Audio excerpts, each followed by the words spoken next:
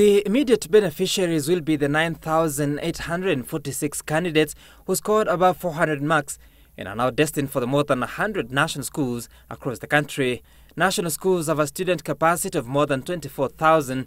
This means that close to 15,000 top scorers who however got less than 400 marks will also get the slots in the prestigious institutions, a ratio that will be distributed based on performance, equity and affirmative action. The Ministry of Education indicating that the student capacity of all secondary schools has risen to 1,054,000, translating to a surplus of 60,282 slots. A total of 993,718 candidates sat the KCPE exam, meaning that for the first time the country could experience a 100% transition rate from primary to secondary schools. We will not discriminate against any of our children. It is not responsible to do so, and we will not do it.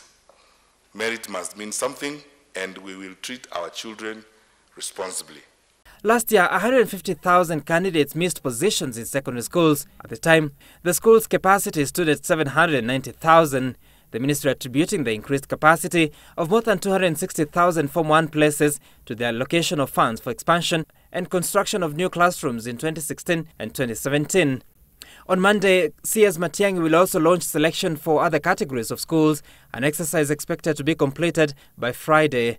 By Jamhuri Day, every child must be placed in a school because, as you know, next year we start the implementation of the free secondary education program, and we are organizing ourselves in this particular respect. Students will start reporting to their respective schools on January 9th. For the second time, candidates will access the admission letters from the ministry website and by sending their index numbers to a short message code to be provided tomorrow, a move intended to curb schools admission fraud. Earlier today, CS Matiang'i and Education Principal Secretary Belio Kipsang chaired a meeting in which officials scrutinized the allocation of slots, a measure meant to ensure all deserving cases got places and that regulations were adhered to. This to forestall last year's scenario where some qualified candidates failed to get slots in national schools. In January, public schools will no longer receive funding for buying textbooks, a function that will now be centralized and performed by the ministry to curb widespread corruption.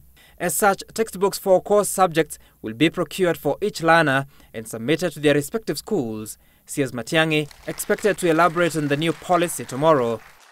Sam Gituko, Sunday Live. Thank you very much, CS.